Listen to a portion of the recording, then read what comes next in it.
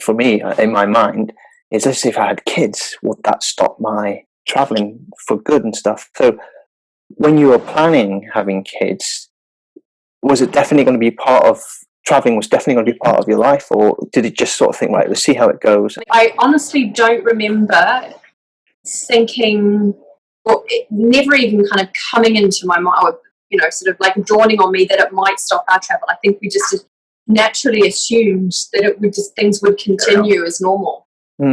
Obviously, when we first had each of our babies, we didn't travel a lot in that first year. Although I'm saying that, I travelled with a 4-week-old back to New Zealand, and that was a pretty long trip. But you know, we didn't do those trips to new places and things like that. So no, it didn't. It never for a moment for me was a question of one or the other.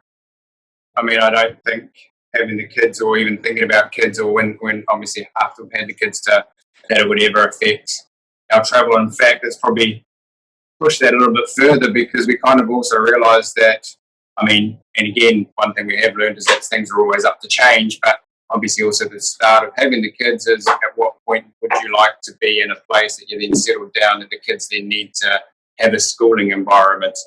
So we also kind of thought that maybe the start of the kids, if it is going to change anything, it may give us a time frame of when we might need to be to wherever home it ends up, just because of maybe more their high schooling than anything else. But at the same time, with how things have progressed in the last few years, that even itself could be questionable, and whether or not that even actually has to happen. So, yeah. And I think one of the things I've learned is that, you know, with all of these families that do travel around the world with children, there's a huge opportunity for learning in the environments that you're currently in. It doesn't necessarily mean that they need to go through the schooling system, so to speak, to get an education. So, there's probably the biggest pull for us that would bring us back to New Zealand or bring us back to home would probably be family, just, you know, cousins and grandparents and things like that.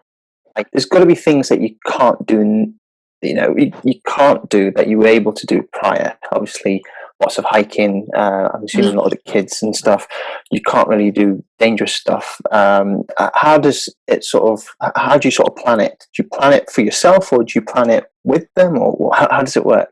I take it as it goes. I mean, for example, we've obviously taken them on ski trips, and kind of before we went was just looking into maybe ski schools. So at least there's a period of each day where the kids are with someone else that we can then shoot off and maybe, you know, explore a little bit more than what we could have with the kids. Again, looking in advance of whether or not you can find a babysitting service. So again, if we wanted to go for a dive for a day that maybe we weren't allowed the kids on the boat with us, then it's having that service there. It's probably doing a little bit more homework. But I mean, do you know, one thing that I do look for in accommodation now is probably people that are not big hotel chains or anything like that, people where they're sort of like small family run, not even just family run, but smaller like Airbnbs and smaller kind of unique boutique style hotels where I can go, listen, I trust this person that's organised our accommodation, and maybe they'll be able to help us with the babysitting service as well. In most cases they can. We went to Uganda last year, and we wanted to see the gorillas.